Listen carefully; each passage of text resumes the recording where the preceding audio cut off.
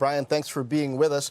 You just got off the stage and you're talking about Intel in a different way, no longer as just a chip company, as a data company. Yep. That makes me a little nervous because Cisco's been talking about things like that for a while, about the importance of video, but it hasn't necessarily driven growth for them in the way that investors will want. Why is this different, and how are we going to be able to gauge the growth trajectory for Intel?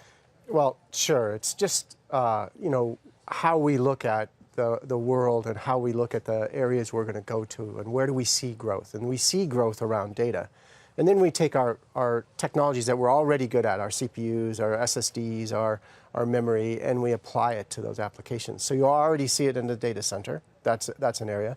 You see it in our memory applications, which is another one of our growth areas. IoT, double-digit growth. So how do you measure whether we are doing a good job? Take a look at it. If you take a look at the growth areas of the company, the non-PC areas, right? They're growing double digits right now, and they make up over 60% of the profit of the company already. So that's how you measure it. If we continue to grow in double digits in aggregate, and you see us continue to grow that percentage, I think we're doing a great job. That's clean cut. All right, the Mobileye acquisition, big for you guys. Driverless cars, an area that you're really pushing into. You've got a study that you're just starting to talk about around productivity gains we can expect around driverless. Explain. Well, there's already studies out that says you put even just 25% of the cars on the road, driverless, the amount of traffic congestion will drop, because the number of people who are stopping way too early, at the front of the car in front of them and causing, the next car to stop early, just that kind of chain reaction process drops. So you'll get to work faster. You're not going to be searching for parking as much because the cars will tell you where the parking is, or you'll not eventually not have to park the car. Just tell it to go drive home, and it'll just go home.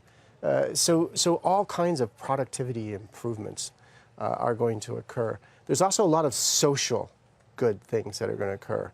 And I always say that the cars are going to be out there looking. So the next time an Amber Alert comes up and they're looking for a license plate, the cars should be able to find that license plate quite rapidly. So that's potentially controversial if everybody's car turns into a public access camera. I mean, security concerns aside, their privacy concerns, even the government having unfettered access to who's on the street doing what.